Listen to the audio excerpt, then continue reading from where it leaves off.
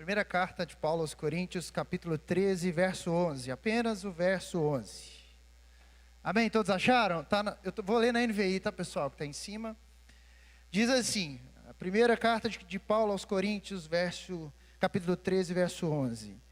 Quando eu era menino, falava como menino, pensava como menino, e raciocinava como menino. Quando me tornei homem, deixei para trás as coisas de menino. Amém? Vamos ler de novo? Para a gente gravar esse versículo.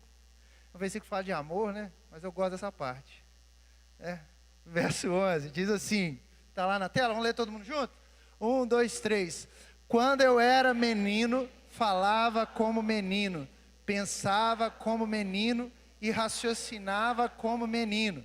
Quando me tornei homem, deixei para trás as coisas de menino.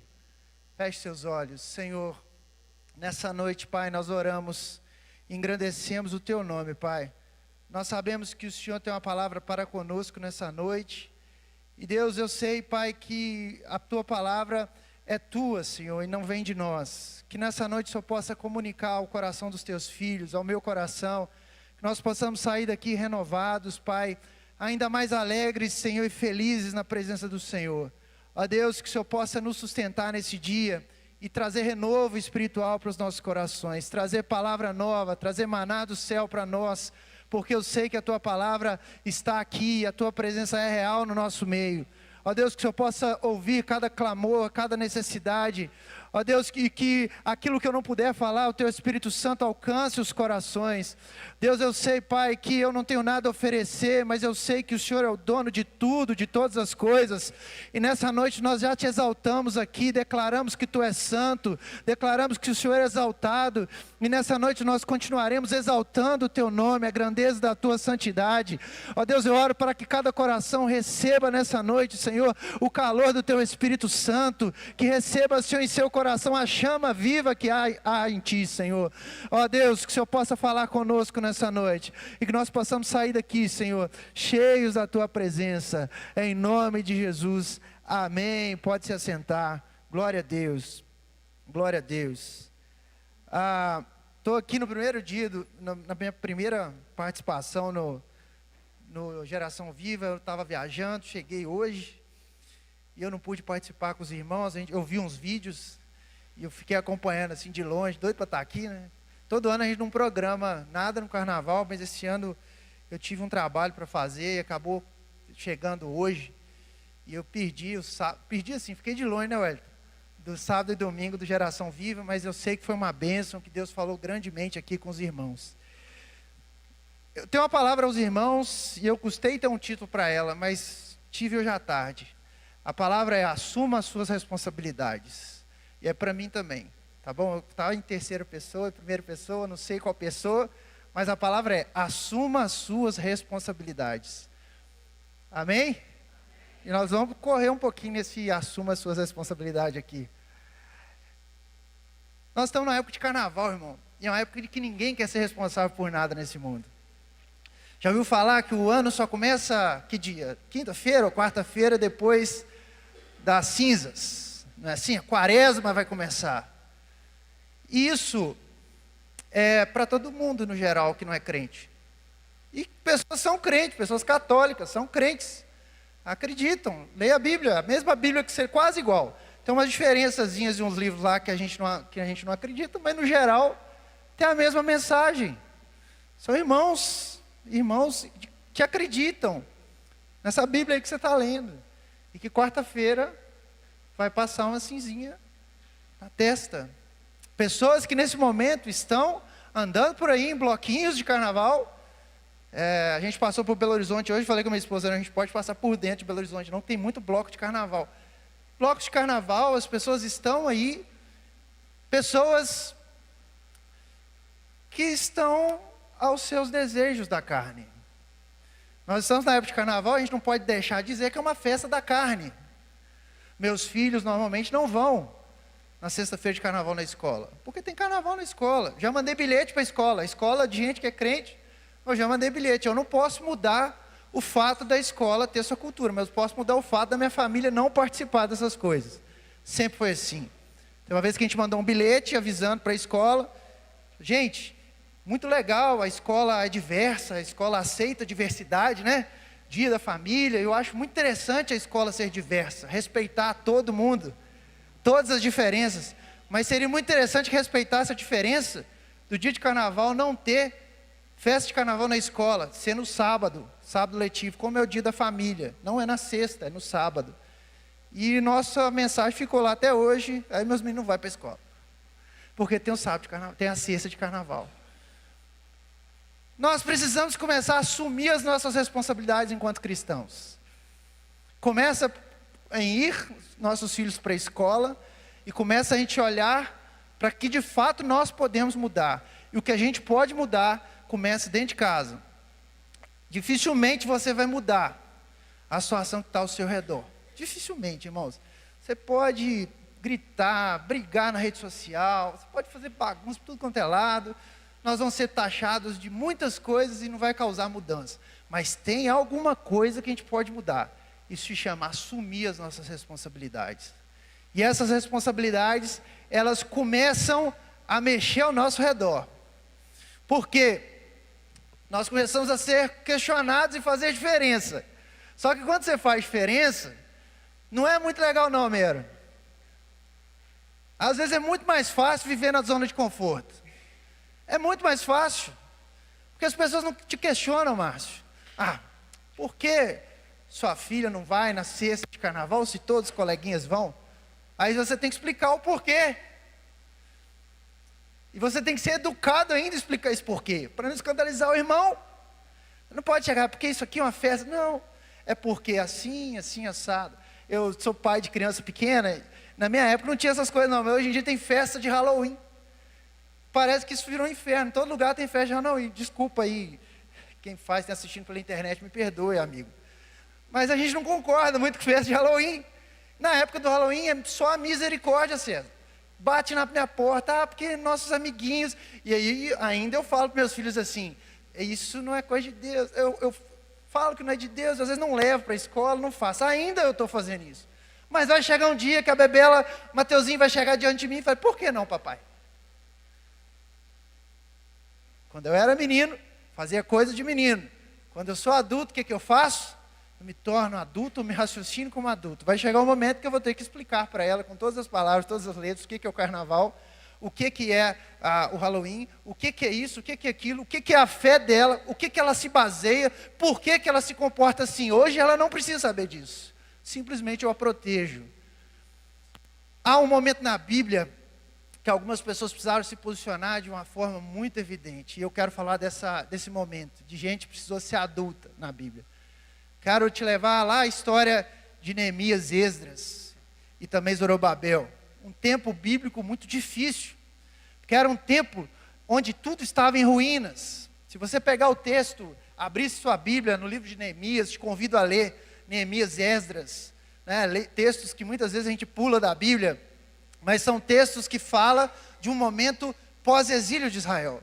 Qual foi esse momento? O momento em que o povo foi levado escravo da Babilônia, ficaram lá vários anos na Babilônia, e foram escravizados, parte desse povo foi para a Babilônia, e a cidade, o território de Jerusalém foi invadido e foi destruído pelos inimigos. Destruído de forma brusca, destruiu os muros, destruiu o templo, destruiu tudo que existia de cultura judaica naquela época.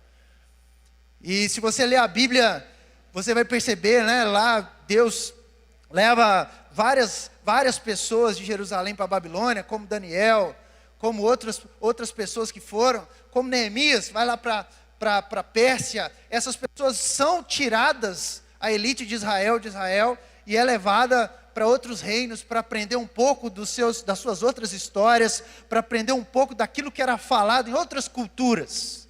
Basicamente, o que muitas vezes nós somos levados aos dias de hoje. Nós somos tirados da igreja e a gente é levado a outras culturas.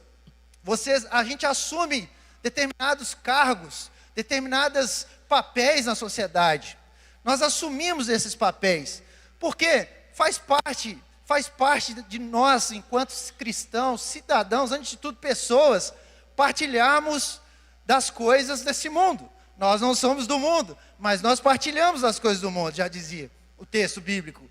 Nós comemos, nós trabalhamos, nós exercemos a nossa profissão, e nós, de certa forma, somos tirados do lugar de fé, o lugar onde, teoricamente, todos concordam entre si nas principais bases bíblicas sobre salvação, sobre vida após a morte, sobre o nosso estado de queda, depravado que somos, onde nós estamos em família, nós saímos dessa família e vamos ao mundo trabalhar, com pessoas que têm outras religiões, com pessoas que têm outros posicionamentos, e nós, como cristãos, nós não escandalizamos, respeitamos, mas mesmo assim temos o nosso posicionamento. Esse era Neemias, que era governante lá na Pérsia. Daniel foi outro exemplo de quem saiu de Israel, foi para a Babilônia, viveu Babilônia, mas ele permanecia naquilo que ele acreditava. Ele não mexia naquilo que ele foi ensinado a ser útil. Tanto é que Daniel estava orando todos os dias, suas 3 vezes orando. E esse motivo, por orar, foi um dos motivos para ele ser lançado numa cova. E mesmo assim, ele continuou sendo Daniel. Então, nós, quando olhamos para esses textos e percebemos a vida aqui de Neemias, indo a um lugar de onde ele não participava, de onde ele não foi formado para ser, com culturas diferentes. E quando eu falo culturas diferentes, é quando envolve casamentos diferentes, não é? Quando você pega o próprio povo de Israel, tinham casamentos de culturas, misturas, que para a lei isso não agradava a Deus. Daniel, Neemias, outros são levados para esses reinos, e lá eles começam sua vida, eles participam daquele processo. Mas eu quero te dizer que em Israel, nem todo mundo foi para essas culturas. Israel ficou um pessoal lá, maioria pobre, que é elite. Se você pegar o texto bíblico, fazer exegese, interpretar isso, você vai perceber que foi a elite levada para esses locais. E Israel tinha um povo lá ainda, pobre, em ruínas, destruído. E eu quero que você abra sua Bíblia comigo em Neemias, capítulo 1. Lá em Israel, o pessoal destruído, o pessoal passando necessidade, fome, os muros derrubados. Tinha um povo, e esse povo, ele precisava que alguém olhasse nesse sentido. Lá no capítulo 1 de Neemias, capítulo 1, verso 1, queria que você me acompanhasse. Palavras de Neemias, filhos de Acalias. No mês de Quisleu, no 20º ano, enquanto eu estava na cidade de Suzã, Anani, um dos meus irmãos, veio de Judá com alguns outros homens, e eu lhes perguntei acerca dos judeus que restaram, os sobreviventes do cativeiro, e também sobre Jerusalém. E eles me responderam: aqueles que sobreviveram ao cativeiro e estão lá na província, passam por grande sofrimento e humilhação. O muro de Jerusalém foi derrubado, e suas portas foram destruídas pelo fogo. Verso 4, Neemias dizendo, quando ouvi essas coisas, sentei-me e chorei. Passei dias lamentando-me, jejuando e orando ao Deus dos céus. Neemias, quando é levado a pensar sobre o que estava acontecendo com Israel, a primeira coisa que Neemias faz, ele chora, ele senta. O texto diz que ele chora, ele jejua, ele ora ao Deus dos céus. Isso é muito importante, porque são vários anos, várias gerações, né? Se você contar com uma geração, a cada 25 anos tem uma nova geração, né? Hoje a gente vive a geração Z, o pessoal do celular, do tablet, né? A minha geração Y, os millennials. A cada 25 anos se conta uma geração. Neemias já estava há muito tempo em Babilônia, na Pérsia. Mas Neemias, quando ele ouviu falar daquilo que o povo sofria, o coração dele sentiu.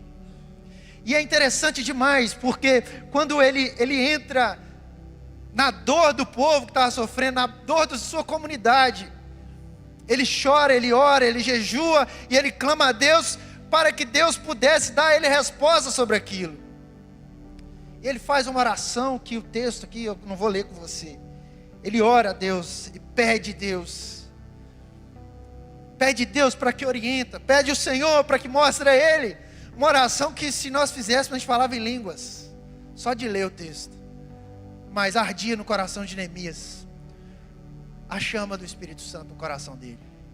E quando você pega o texto, você começa a perceber que Neemias se importa com aquele povo, e que Neemias começa uma trajetória que muitas vezes não precisaria ter começado, mas Deus planta no coração dele para ir lá.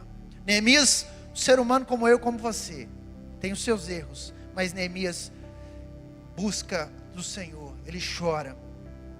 Nós estamos falando de um ano de renovo, de um ano do renovo. A primeira coisa que eu quero te convidar a fazer é a oração de Neemias, oração de sentir a dor pelo outro, empatia. Muitas vezes nós somos lançados no mundo, mas nós não sentimos a dor das pessoas. A gente passa pelo trabalho, a gente quer evangelizar todo mundo, mas a gente não sabe o que o outro está vivendo. Sabe, todo dia você vai no seu trabalho, todos os dias, tem uma pessoa ali que clama para que você olhe para ele e tenha empatia para aquilo que você está sentindo. Antes de ter as nossas razões de crente, porque nós temos nossas razões, né? Nós somos cheios da razão. Nós somos salvos, porque nós vemos na igreja, nós vamos na célula, a gente está bonitinho. Falta em nós sensibilidade por aqueles que estão ao nosso lado.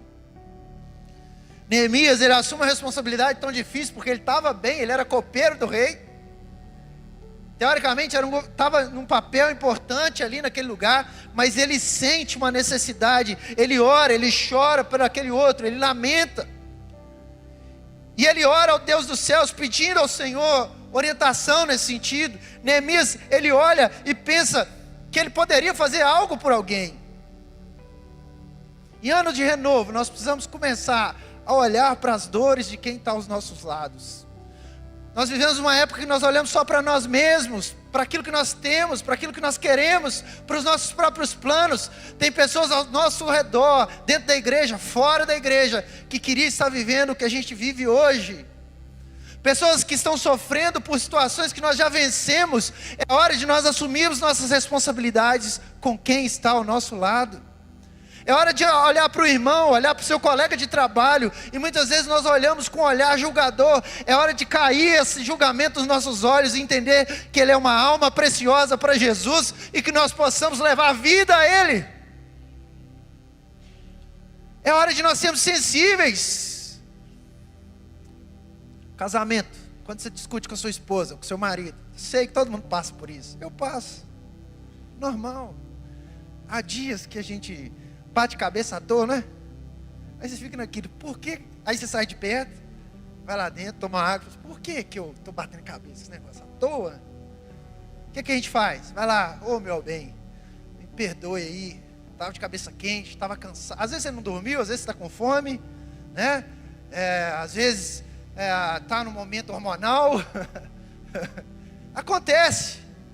O que nós precisamos fazer? Meu avô contava uma historinha, César deve lembrar, vive aí. Historinha que tinha 2 ovelhas querendo passar na mesma pinguela. Todo mundo sabe o que é pinguela? Pinguela é uma madeirinha de roça assim, rio. Aí a pinguela é tipo isso aqui, estreito, só passa uma pessoa para lá e para cá no rio.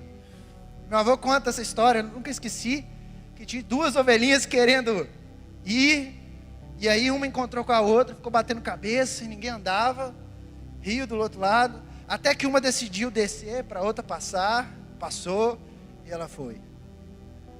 Não é assim? Às vezes você está batendo cabeça com sua esposa, com seu marido, com seu irmão, seja quem. Aí você percebe, opa, peraí, está alguma coisa errada. Enquanto tem gente que fica meses batendo cabeça, anos, divorcia. E às vezes você vai pensar, era só sair dali que os 2 iam passar. Quando eu era menino, fazia coisa de menino. Quando eu sou adulto, eu saio, passa, eu vou embora. Atitude. A gente quer evangelizar todo mundo, mas a gente quer bater cabeça. O cara diz isso, diz aquilo, e você, não, você está errado, você não pode fazer isso. Cede o seu lugar, deixa ele passar. Um dia ele vai lembrar, fala assim, aquele cara foi diferente comigo. Ele ouviu minha dor, ele ouviu meu sentimento. Sabe o que as pessoas estão em busca, irmãos? De alguém que ouve o que elas estão passando. Nós estamos sendo da igreja evangelizado, falando, lendo Bíblia, lendo tudo. A gente não tem coragem de sair, deixar passar. Deixa passar. Deixa passar. Talvez a semente do evangelho que você está lançando naquela pessoa é seu domínio próprio, que naquela hora você queria descarregar um monte de coisa, você saiu, passou, um dia alguém vai dizer, sabe que aquela pessoa é diferente? Tem uma luz diferente. Assumir responsabilidade, assumir que nós precisamos olhar pelo outro. A gente precisa abrir mão das nossas próprias razões. Ser sábio é abrir mão. Ser sábio é deixar o outro fazer no seu lugar. Porque aí você está caminhando. Tem um casamento quanto tempo? Quem tem 50 anos de casado vai me contar aí se não é assim. Eu tenho 14 anos. É assim. Até um dia que você descobre que a vida é abrir mão. Neemias, ele olha para aquele povo, chora por aquele povo. E aí, Neemias, ele começa a olhar e buscar a Deus com todo o seu coração. Ele é movido a buscar a Deus em oração. Qual foi a razão do coração dele se mover em buscar a Deus? A dor daquele povo. A dor daquele povo, Homero. A dor daquele povo moveu o coração dele em oração. E quando nós queremos buscar e reconhecer a renovação de Deus em nossas vidas, nós precisamos começar a colocar essa dor das pessoas ao nosso redor em direção ao nosso coração, orar e jejuar pelos outros. Há quanto tempo você não ora pelo irmão? Eu tenho refletido esses dias sobre as minhas orações. Pai, 90% assim, meus filhos, meu casamento, meu trabalho, a Nayara falou que Deus que a gente está servindo. Às vezes o mamão são os nossos sonhos. A história do dinheiro, né? Ah, Deus, o dinheiro. Gostei do exemplo. Eu sonho, mas primeiro eu vejo se o meu dinheiro deixa eu ir. Por que eu não coloco os meus sonhos diante de Deus? Apresento ao Senhor e falo, Senhor, e aí? E tem um passo a mais, das nossas orações 90, 95, 98, faça autoanálise. 95% é a mim. Fiel, tu és fiel, Senhor. Nós choramos com essas músicas, né? Eu sei que tu és fiel. Não tem errado cantar não, canta mesmo. E ainda que eu não mereça, permaneces assim. Fiel, Senhor, meu Deus, fiel a mim. Mas é fiel ao meu irmão também. É fiel a muita gente. Porque nós falamos que é fiel a mim, porque Deus tem um povo. Da mesma forma que Ele é fiel a mim, Ele é fiel ao Igor. E eu preciso cuidar do Igor. Está entendendo, meu irmão? Às vezes a nossa oração é a minha, mas é o Igor que está precisando da minha oração. Entende? Aquele dia você tem que abrir a mão da sua oração e falar, Senhor, está aqui o Igor. Senhor, olha a vida dele. Mas como é que eu sei que o Igor vai precisar da minha oração? Adivinhando, o céu vai enviar, uma profecia vai chegar em mim. Porque o Igor tem coisas mais efetivas no dia a dia. Ligar para ele, conversar com ele, ser amigo dele. Tem gente que está esperando uma revelação do céu para uma coisa óbvia, que é eu bater um papo com o Igor. Como é que eu sei que o César está com problema? Se eu conversar com o César. Aí eu estou querendo colocar na mão de Deus algo que é minha responsabilidade. Quantas pessoas entram na igreja, não tem amizade, a gente não conversa, a gente não consegue. Nós precisamos ser mais efetivos nas células, nos discipulados, porque quando eu sei que Edmar está passando um problema, eu tenho que esperar Deus mandar uma mensagem lá do céu. Não, eu tenho que ligar para Edmar. Ele tem que ir lá na célula, a gente junto, a gente vai conversar. É assim, irmão. Preocupar com os outros. E aí nós começamos vendo que a renovação, ela vem de um motivo. E o motivo dessa renovação é muitas vezes não olhar para mim mesmo e olhar para o outro, porque eu sei que Deus está cuidando de nós. Eu quero nessa noite que você comece a pensar nisso. Outra questão. Primeiro, então, Neemias reconhece a necessidade de uma renovação.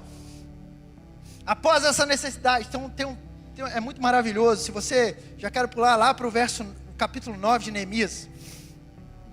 9 de Neemias, nós começamos a perceber uma renovação, um arrependimento e confissão de todo aquele povo. Porque, Márcio, o povo, ele não vivia muito bem das pernas, digamos assim. acusava o povo babilônico que ele misturava, que tinha outros deuses. Só que o povo de Israel também se misturou muito, passou por muitos problemas. A gente lê na Bíblia, a história de Israel não é aquela história mais bonita, de méritos. E aí, Neemias convoca aquele povo para um arrependimento e confissão. E lá no capítulo 9, verso 1 e 2, se você ler, diz assim o texto: no 24º dia do mês, os israelitas se reuniram, jejuaram, vestiram pano de saco e puseram terra sobre a cabeça. Os que eram de ascendência israelita tinham se separado de todos os estrangeiros. Levantaram-se nos seus lugares, confessaram os seus pecados e a maldade dos seus antepassados. Esse texto aqui do capítulo 9, ele precede um momento muito importante do renovo de Israel. Se o primeiro elemento importante para nós sermos renovados é reconhecer que o nosso irmão precisa de nós, que nós precisamos ter empatia pelo irmão, deixar de olhar menos para nós e olhar mais pelo irmão. O segundo se chama a palavra de Deus. Capítulo 8 de Neemias diz assim, verso 1: quando chegou o 7º mês e os israelitas tinham se instalado em suas cidades, todo o povo juntou-se como se fosse um homem na praça, em frente da porta das águas. Pediram ao escriba Esdras que trouxesse o livro da lei de Moisés, que o Senhor dera a Israel. Assim, no primeiro dia do 7º mês, o sacerdote Esdras trouxe a lei diante da assembleia, que era constituída de homens e mulheres e de todos que podiam entender. Ele a leu em alta voz, desde o raiar da manhã até o meio-dia, de frente para a praça, em frente da porta das águas, na presença dos homens, mulheres e outros. Aquela preocupação com o povo, de tapar essas brechas, de cuidar daquele povo caçolado, sofrido, era para que esse momento acontecesse da melhor forma possível. Muro sozinho não faz nada, meu irmão. O que era importante na vida de Israel? A adoração estava parada. Nós precisávamos restaurar a adoração em Israel. Como acontece a melhor forma de adoração? Lendo a palavra de Deus. Não existe avivamento sem leitura da palavra de Deus. Você pode dizer que é o Senhor, que é o Espírito Santo, mas se não tem fundamento na palavra de Deus, você pode continuar dizendo e eu posso não acreditar. A Bíblia diz que após, no capítulo 8, nós já passamos por todos aqueles problemas, das divisões. Ele queria construir um muro, Sanbalat e Tobias não queria permitir, aquilo ali tem problema, porque levantou inimigo, levantou pessoas contra Neemias, levantou pessoas que não queriam que aquilo acontecesse, para que aquela obra não fosse adiante, até porque Neemias era da elite. Ele vem para cá, o que é esse cara de fora? Se você estudar profundamente o livro de Neemias, você vai perceber que essas coisas ocorreram, que aquelas pessoas se incomodavam um pouco, porque o muro, tinha gente ali no meio querendo construir o templo já não era tão bonito quanto o templo de Salomão, as pessoas achavam que a glória do Senhor estava sobre o templo, sobre a construção civil. Neemias chama Esdras, e fala, leia para mim a palavra de Deus. Sabe o que Esdras fez? Aqui diz que o culto demorou, foi até meio-dia. Ele leu a palavra. Olha o que no verso 5 a Bíblia nos diz: Esdras abriu o livro diante de todo o povo, e este podia vê-lo, pois ele estava num lugar mais alto. E quando abriu o livro, o povo todo se levantou. Esdras louvou ao Senhor, o grande Deus, e todo o povo ergueu as mãos e respondeu: amém, amém. E o que aconteceu? Eles adoraram o Senhor, prostrados com o rosto em terra. Irmão, nós só vamos ter avivamento de verdade quando nós curvarmos nossos olhos para a palavra de Deus. A igreja não é uma organização social, apesar da gente fazer. A igreja não é uma organização política, apesar de ter hierarquia. A igreja não é uma organização biológica. A igreja não é isso que nós estamos, não é uma construção civil. A igreja é a noiva do Cordeiro. A igreja, ela é imaculada. A igreja, ela é santa. Mas para que nós possamos ser santos, nós precisamos entender que publicamente a palavra é o nosso alimento. Por isso que Paulo diz: quando eu era menino, eu falava como menino, meu raciocínio era de criança, eu fazia coisas que eu não entendia. Quando eu adotei, eu entendi. E eu estou falando de coisas profundas aqui nessa noite. Não estou falando de coisas que parecem ser tão simples, estou falando de coisa profunda. Se você tem dúvida de coisas profundas, se você tem no coração às vezes duvidado sobre a sua existência, duvidado sobre a sua própria razão de estar aqui, eu quero te dizer que a Bíblia, ela pode ser o sentido que você está buscando nessa noite. Os maiores exemplos que nós temos: Lutero teve suas dúvidas, várias pessoas tiveram dúvidas, e eles encontraram a razão em crer no Senhor Jesus Cristo como o único e suficiente Salvador da sua vida. Quando eu era menino, eu fazia coisas de menino. Quando eu era menino, eu olhava para a Bíblia, entendia, achava bonito, gostava de coisas muito crentes, mas quando eu começo a crescer, ler a Bíblia, amadurecer, meu raciocínio viver, eu começo a entender que ela é o pilar básico para a minha vida cristã. Não tem como eu andar sem ler a Bíblia, não tem como eu viver sem ler a Bíblia. As minhas decisões não podem ser pautadas fora da palavra. A Bíblia é o alimento. A construção civil tinha sido feita, o muro tinha sido reerguido, mas a preocupação era com esse momento divino. Isso aqui é avivamento. Se você continuar lendo, verso 7 diz assim: os levitas, verso 8, leram o livro da lei de Deus, interpretando e explicando, a fim de que o povo entendesse o que estava sendo lido. Então Neemias, o governador, Esdras, o sacerdote e o escriba, e os levitas que estavam instruindo o povo, disseram a todos: este dia é consagrado ao Senhor nosso Deus. Nada de tristeza e de choro, pois todo o povo estava chorando enquanto ouvia as palavras da lei. Não tinha alguém com oratória, não tinha microfone, não tinha luz, não tinha nada, mas o coração deles ardiam e os fazia chorar, porque o sentido do texto eles tinham compreendido. Não tem como viver avivamento se não for a palavra de Deus. Às vezes a gente pensa: mas o avivamento ele tem seus resultados. Tem: salvação de almas, mudança social, interesse pelo próximo. Você pega as regiões de avivamento, os países de Gales, pega lá a própria Los Angeles com a rua Azusa. A Colômbia recentemente, houve um avivamento na Colômbia, que a região onde tinha as reuniões, a criminalidade diminuiu. Você pega os irmãos da Assembleia de Deus lá no Belém do Pará. Quando chegaram lá os suecos, mudou aquela região. O avivamento ele traz mudança, porque ele começa com sentido. É impossível ser avivado se eu não ter dentro do meu coração o interesse pela causa do próximo. Nós estamos vivendo uma época, irmãos, que nós precisamos assumir nossas responsabilidades frente ao avivamento que Deus quer mandar para nós. Eu me incomodo porque muitas vezes a gente está esperando um avivamento vindo dos céus, e a gente está lá, deitado em berço esplêndido, esperando que alguém venha agora tem que ser do exterior para ser chique, né? Falar aqui meia dúzia de palavras e você lá: chegou o avivamento. O avivamento depende de nós. O avivamento depende de gente que quer assumir suas responsabilidades. Nós temos uma cidade para avivar. Eu tenho uma universidade para avivar. Você tem seu trabalho para avivar. Você tem sua casa para avivar. Nós temos que assumir as nossas responsabilidades. E a primeira a responsabilidade, né?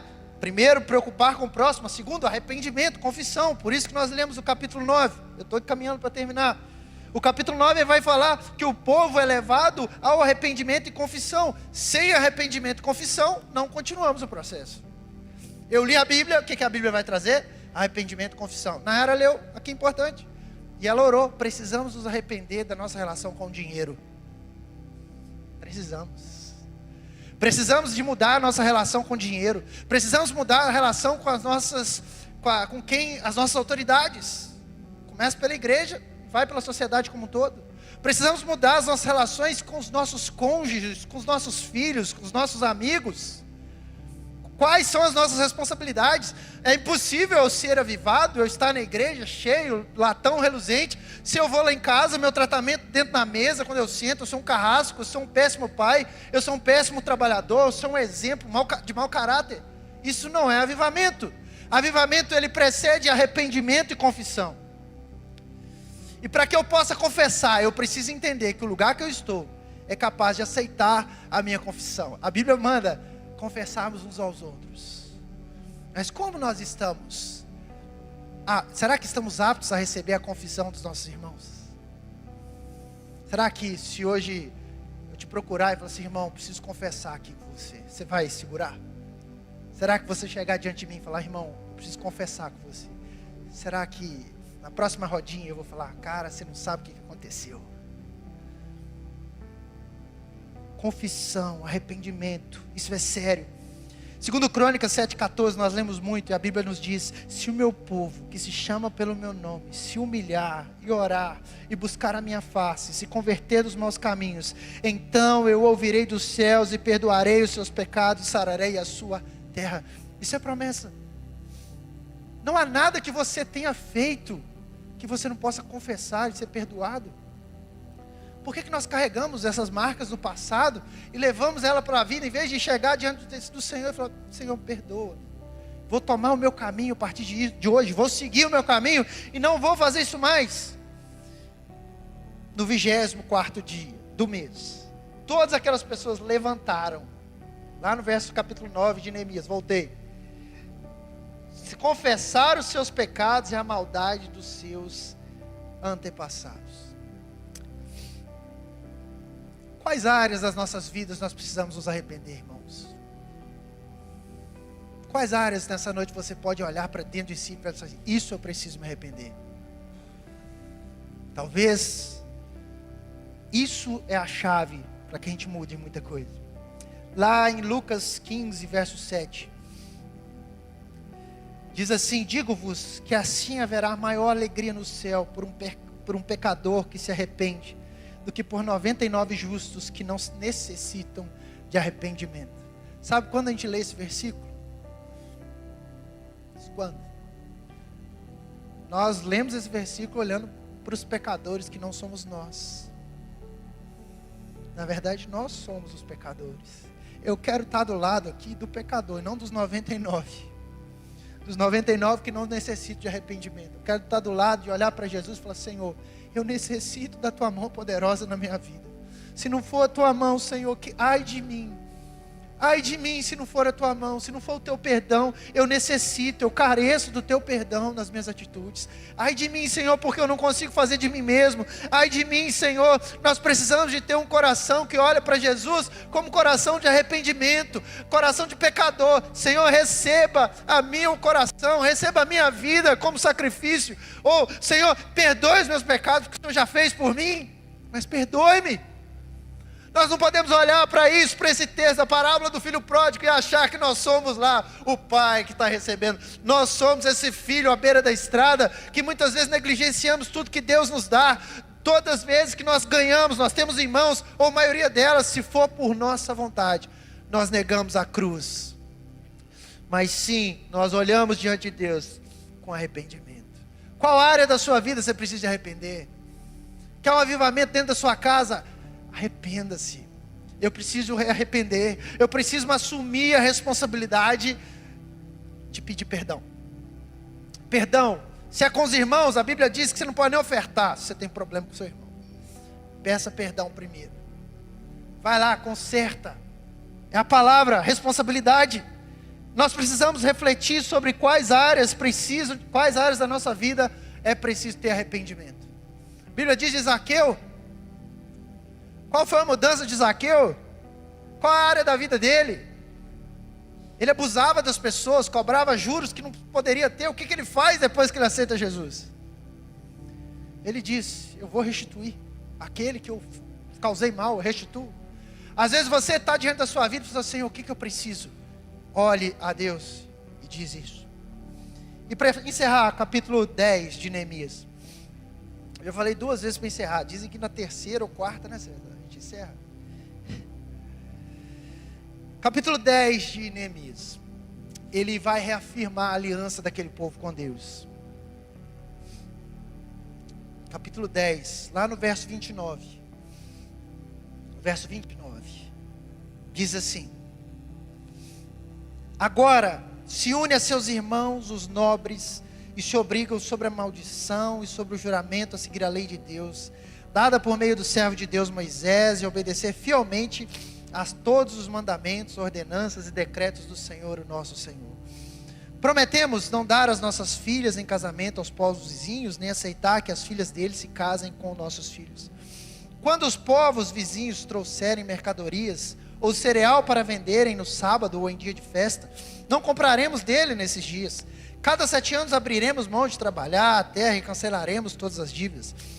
Olha que interessante, assumimos a responsabilidade de, conforme o mandamento, dar anualmente 4 gramas para o serviço do templo de nosso Deus, para os pães consagrados, para as ofertas regulares de cereal e para os holocaustos, para as ofertas dos sábados, das festas de lua nova e das festas fixas, para as ofertas sagradas, para as ofertas pelo pecado, para fazer propiciação para Israel e para as necessidades do templo do nosso Deus. Vou pular para o 37. Além do mais, traremos para os depósitos do templo de nosso Deus, para os sacerdotes, a nossa primeira massa de cereal moído e as nossas primeiras ofertas de cereal, do fruto de todas as nossas árvores, do nosso vinho e azeite. E traremos o dízimo das nossas colheitas para os levitas. Verso 39, o povo de Israel, inclusive os levitas, deverão trazer as ofertas de cereal, vinho novo, de azeite aos depósitos, se guarda os utensílios para o santuário. É onde os sacerdotes ministram e onde os porteiros e os cantores ficam. Não negligenciaremos o templo do nosso Deus. Por que eu estou lendo com você? Que a mudança houve depois que alguém se preocupou com o outro. Eles leram a palavra, confessaram, se arrependeram. Veio mudança social. Qual era a mudança? Existia uma lei sobre aquele povo que estava sendo desobedecida. E aqui eu não quero te influenciar a guardar o sábado, não é isso. Isso aqui para aquele povo de lá, não é esse ensinamento. Eles respeitaram aqueles mandamentos que estavam sendo colocados. Sabe o que me faz entender? Que avivamento traz obediência. Renovo traz obediência. Renovo é impossível sem obediência. É impossível ser renovado se eu não obedeço a Deus. É impossível ser renovado se isso não muda dentro de mim uma chave para eu entender que Deus é o Deus de todas as coisas. Se eu tenho algo é porque Ele me abençoa. Não é impossível se eu não ser renovado. Renovo, Ele vem para trazer em nós essa alegria. Lá no capítulo 1 de Timóteo, verso 6, capítulo 6, 1 Timóteo capítulo 6, verso 11, Paulo diz assim: mas tu, homem de Deus, foge dessas coisas e segue a justiça, a piedade, a fé, o amor, a constância, a mansidão. Lá no capítulo 12 de Romanos, verso 2: e não vos conformeis com esse mundo, mas transformai-vos pela renovação da nossa mente, para que experimenteis qual seja a boa, agradável e perfeita vontade de Deus. E aí, o que nós fazemos com todo esse ensinamento? Quais responsabilidades eu preciso assumir? E o que Neemias vem me ensinar para você e para hoje, nessa segunda de carnaval? Nós precisamos olhar para Jesus cada vez mais com a consciência de que Ele é o nosso provedor, Ele é a razão da nossa vida. E eu quero encerrar com você, eu gosto muito de ler a Bíblia, quero que você abra o texto de Hebreus, capítulo 6. Eu quero que o louvor chegue aqui para cantar uma canção conosco. Eu quero encerrar esse texto hoje com esperança. A esperança que há em Deus. Capítulo 6 de Hebreus, verso 13 a 20. Diz assim, sobre a certeza das promessas de Deus. Quando Deus fez sua promessa a Abraão, por não haver ninguém superior por quem jurar, jurou por si mesmo, dizendo: esteja certo de que o abençoarei, farei numerosos os seus descendentes. E foi assim que, depois de esperar pacientemente, Abraão alcançou a promessa. Os homens juram por alguém superior a si mesmos. E o juramento confirma o que foi dito, pondo fim a toda discussão. Queremos mostrar de forma bem clara a natureza imutável do seu propósito para com os herdeiros da promessa. Deus o confirmou com o juramento, para que, por meio de duas coisas imutáveis, nas quais é impossível que Deus minta, sejamos firmemente encorajados. Firmemente encorajados. Nós que nos refugiamos nele para tomar posse da esperança a nós proposta. Verso 19. Temos esta esperança como âncora da alma. Temos essa esperança como âncora da alma. Qual que é a sua âncora nessa noite? Quero que você fique de pé. Quero louvar com você e quero, antes de louvar, fazer você refletir nessa noite. Qual que é a âncora da sua alma? Porque é impossível a gente fazer o que Neemias fez, por exemplo, se Deus não fosse a âncora da alma dele. É impossível eu e você fazer alguma coisa grande nesse mundo, gente, se Deus não for a nossa âncora. Porque a âncora é aquilo que nós colocamos na nossa vida, a nossa segurança. Já viu? Eu nunca andei de navio, mas tem pessoas que já andaram. O que te faz dar a segurança que você pode ficar parado em algum lugar? Aquela âncora, que é muito pesada. Onde nós temos colocado, eu vejo Neemias ancorando a sua alma em Deus. Eu vejo Paulo ancorando a sua alma em Deus. Qual tem sido a nossa âncora? Quando eu era menino, minha âncora era meu pai. Até um dia que eu resolvi casar, e eu li na Bíblia que deixará o homem, seu pai, sua mãe, formará uma nova família. E eu confesso para você que os primeiros anos de casado, você fica pensando assim, uai, o pai acabou. Quem será a minha âncora a partir de hoje? O Pai, o Deus, Criador dos céus e da terra. Talvez você esteja procurando assim, poxa, é muito melhor ser menino, ser inocente. É bom demais para você adorar o Senhor. Mas na sua vida você precisa assumir suas responsabilidades. Assumir sua responsabilidade como pai, como marido, como esposa, como filho. Se nós começarmos a assumir nossas responsabilidades, nosso amadurecimento, ele vai refletir em renovo nas nossas vidas. Renovo nas nossas vidas, porque na maioria das vezes que nós somos maduros, nós entendemos o porquê das coisas que nós estamos fazendo. Por que você não sai por aí, igual um louco, tomando suas decisões do nada? Porque você sabe das consequências. Na nossa vida espiritual é assim também. Nós precisamos perdoar, nós precisamos fazer todos os sentidos, porque nós sabemos que nós somos maduros no Senhor. E é essa oração que eu quero fazer nessa noite, pedindo amadurecimento. Amadurecimento. Nós possamos voltar os nossos olhos nesse sentido para Deus, para que Ele possa crescer em nós, dentro do coração, esse amadurecimento. E eu tenho certeza, a sua relação com o dinheiro, com seu cônjuge, com seus filhos, com a igreja, com a sociedade, vai ser completamente diferente. Você pode fechar seus olhos comigo e orar? Deus amado, nessa noite, nós queremos clamar ao Senhor, Pai. Deus, eu sei que essa palavra é um pouco dura, talvez, não é sempre que é bom ouvir essas coisas. Mas eu quero orar, Senhor, para que nessa noite o Senhor coloque em nós, Pai, um desejo, Pai, de amadurecer na fé com o Senhor. Espírito Santo, que o Teu vento sopra nos nossos corações nessa noite. Que o Teu vento sopra, Senhor, na nossa alma nessa noite, Jesus.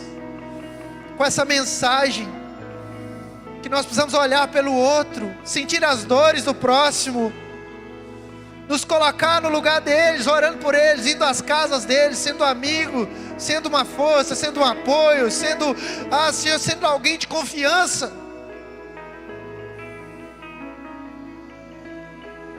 Que nós possamos ler a Tua palavra como nosso firme fundamento, o nosso fundamento de fé, o fundamento que dá razão de cada passo que nós damos, ó Deus, e se preciso for, Pai, nós vamos ali calejar, buscar mais, buscar informações para que nós possamos entender ainda mais a Tua palavra.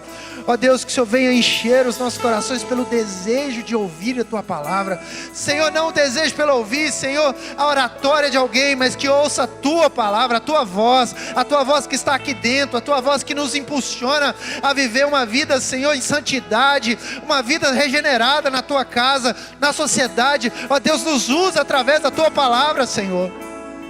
Que nós possamos ser cartas abertas do Senhor para o mundo, que nós possamos ser a Tua palavra pelo mundo, onde quer que nós passemos, que eles nos olhem e dizem: ali vai alguém que serve ao Senhor dos exércitos. Deus, que nós possamos ser alguém, Senhor, uma voz nessa cidade de Viçosa. Ó Deus, o nosso coração nessa noite aqui, ora por todos aqueles que estão nesse momento, Senhor. Senhor, com o coração amargurado, com o coração precisando de uma oração, alcance, Senhor, essa pessoa. Nós oramos, Senhor, nessa noite, porque nós sabemos, Pai, que o avivamento vem quando nós ouvimos e entendemos a Tua palavra. E nessa noite eu peço que o Senhor venha com o Teu vento aqui, Senhor, que desperte em nós o desejo por ler a Tua palavra, o desejo, Senhor, por estudar a Tua palavra, o desejo por buscar diferentes versões, o desejo, Senhor, de perguntar, o desejo, Senhor, de querer mais e mais do Senhor. Traga esclarecimento, traga entendimento da Tua palavra, Senhor. Oh Deus, impulsiona o nosso coração o desejo de ler, Senhor. Desejo de ler, Senhor. E nós sabemos, Pai, que o desejo de ler traz em nós a vontade de arrependimento. Nós somos pecadores, nós somos miseráveis, nós não podemos nada. Ai de nós se não for a Tua mão. Ó Senhor, nós somos miseráveis, e por isso nós estamos aqui te pedindo: perdoe os nossos pecados, perdoe o pecado da Tua igreja, perdoe, Senhor, perdoe-nos, Senhor. Perdoe-nos, Jesus. Perdoe pela nossa arrogância, perdoe pela arrogância de acharmos que nós somos, Senhor, julgadores, nós somos juízes. Perdoe-nos, Senhor, porque muitas vezes, Pai, nós nos comportamos como se fôssemos o dono da razão. Perdoe-nos, Pai, enquanto igreja, perdoe-nos, Senhor. Perdoe-nos, Senhor, traga o Teu perdão sobre a nossa vida, para que nós possamos crescer, Senhor, crescer, Pai, crescer mais no Senhor. Nós nos arrependemos, Senhor. Nós nos arrependemos que muitas vezes nós colocamos o dinheiro na frente das coisas. Nós nos arrependemos, Pai, porque primeiro, antes de orar, nós buscamos respostas médicas. Nós buscamos a resposta em qualquer que seja lugar. Não que não seja importante, mas nós negligenciamos o Senhor. Nos ajude, Senhor, a amadurecer na fé nessa noite. Eu oro, Senhor, por essa igreja, Pai. Eu oro por famílias aqui que estão representadas. Eu oro por corações que estão aqui distantes. Eu oro por corações que veio aqui nessa noite atrás de uma resposta, através de uma palavra. Ó Deus, sopra nesse coração, traga essa resposta que eu não tenho, mas fala, Senhor, fala aos corações nessa noite. Oh, rabassurianda labassu. Fala, Deus, aos nossos corações nesse lugar, Pai. Nós estamos aqui já há 3 dias reunidos nesse lugar, e sabemos que a Tua presença é real no nosso meio. Sabemos que a Tua presença, Senhor, se faz aqui nesses dias. Ó Deus, nós sabemos, Pai, que Tu és esse Deus que nos traz de forma intencional para esse lugar, para ouvirmos o Teu falar, para crescermos e sermos edificados. Oh Deus, eu oro, Senhor, nessa noite, Pai, para que o Senhor sopra, Senhor, espírito de maturidade em nós. Traz maturidade, entendimento, Senhor. Entendimento, Senhor, daquilo que nós precisamos fazer. Oh Jesus, oh Jesus, fale conosco, Senhor, nesse lugar, Pai. Em nome de Jesus, Pai. Em nome de Jesus, Pai.